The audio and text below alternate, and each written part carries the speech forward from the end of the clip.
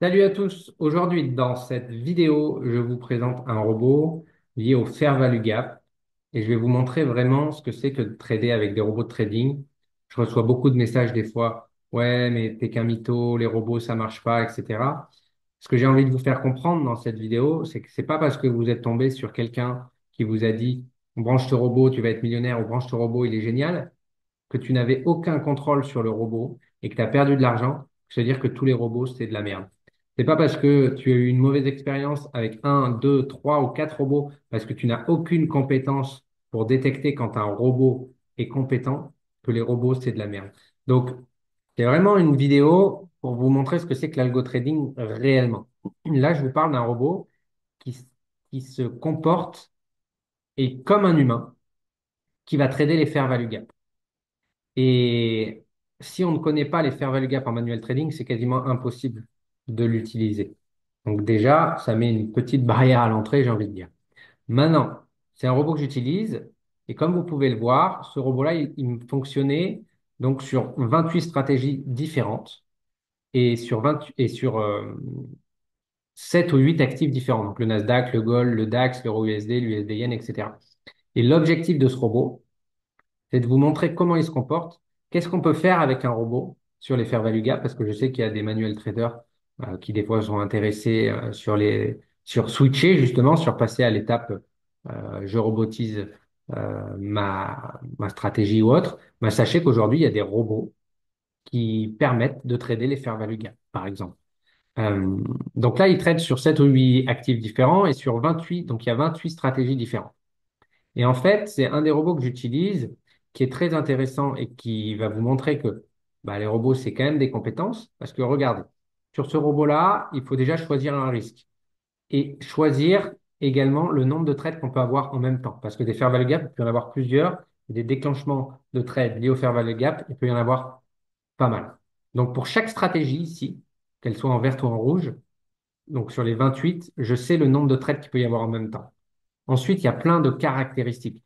Par exemple, sur la première stratégie, je sais que le robot, il va trader uniquement de 17h35 à 22h45 parce que c'est le meilleur moment sur un historique de data qu'on a. On sait que c'est là que cette stratégie est la plus performante.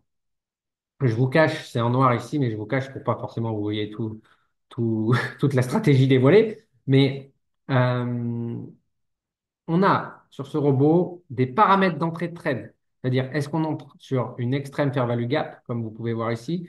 Est-ce qu'on entre sur le market shift structure, c'est pas évident à dire, market shift structure price candle, high-low. Est-ce qu'on rentre sur l'extrême fair value gap? Enfin, il y a énormément de possibilités. Ensuite, est-ce qu'on fait des décalages sur les entrées par rapport, par exemple, à une extrême FVG? Est-ce qu'on utilise la tendance supérieure? Est-ce qu'on utilise la tendance encore après supérieure? C'est-à-dire qu'on a deux blocs de tendance supérieure. Est-ce qu'on utilise ces deux blocs-là? C'est-à-dire que si le trade rentre en M15, est-ce que je vais être en accord avec la tendance H1 et est-ce que je vais être en accord avec la tendance H4? Donc, il y a vraiment beaucoup de possibilités pour cet algorithme. Également, les fermetures de trade. Est-ce que je ferme le trade à certains horaires, même s'il est en cours? C'est possible de choisir. Les types de SL. Est-ce que je choisis des SL liés au candle extremity? Est-ce que je choisis, par exemple, à des swing high-low? Donc, tout ça, faut connaître la stratégie déjà. Voilà, donc il y a beaucoup de possibilités de faire des décalages sur le nombre de pips par rapport à la candle extremity, etc.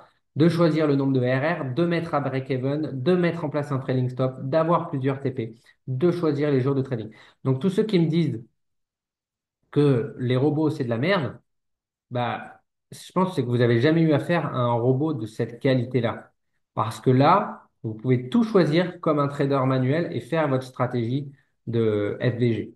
Maintenant, je sais que ce robot-là, je le mets dans les mains d'un trader manuel qui me dit, ah, mais moi, je fais la FVG en trading manuel, je veux la robotiser, est-ce que tu peux me donner ce robot?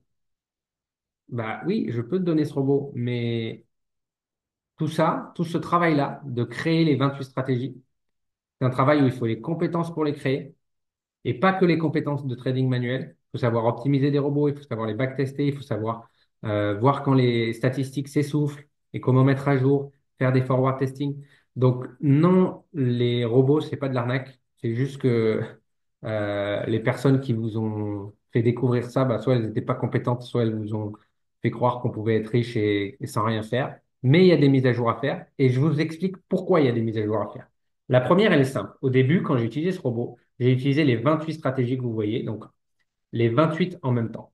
Et les 28 en même temps, ça m'a donné ce type de résultat-là. Donc, j'ai réussi à retranscrire le drawdown relatif sur cet Excel par rapport aux statistiques que j'ai récupérées.